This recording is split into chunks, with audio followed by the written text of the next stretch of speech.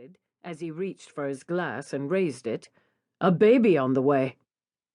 Congratulations were offered at once, and a toast was drunk to the Marquis's first progeny. "Nick may be out of it," Jack said, as the bottle was passed and glasses refilled. "But what about the rest of you?" He looked first at the man beside him. Stuart, after all, was just back from the wilds.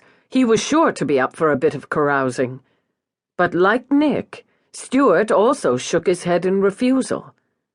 "My wife and I have reconciled." Surprised silence greeted this bit of news, for Stuart and Edie had been estranged for years, almost since their wedding day.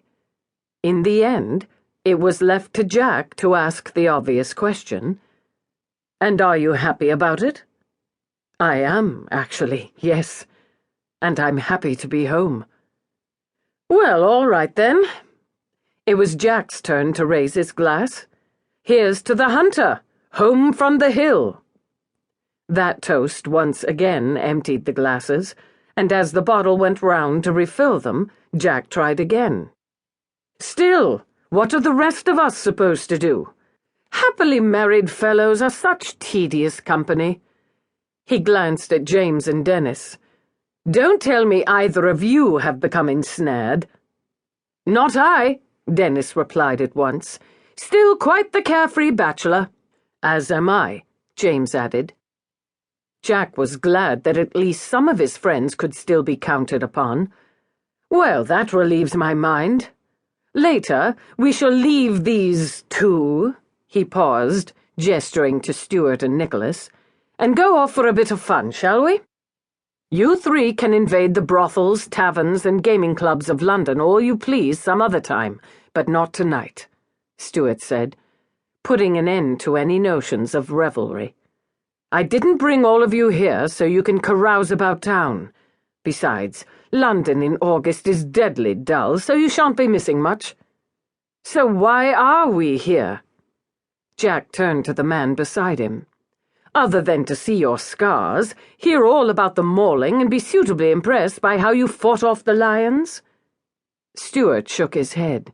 "I don't want to talk about that." "Stuff," Jack said in disbelief.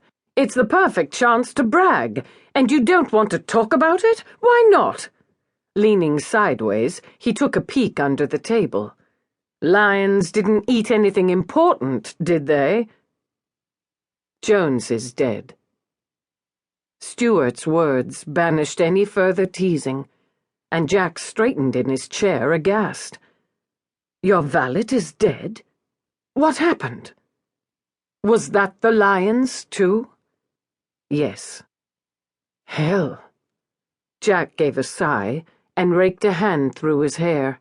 "And here I am being flippant about it. Sorry, Stuart." Murmurs of sympathy were expressed all around, but the Duke cut them off. "Let's talk of something else, shall we?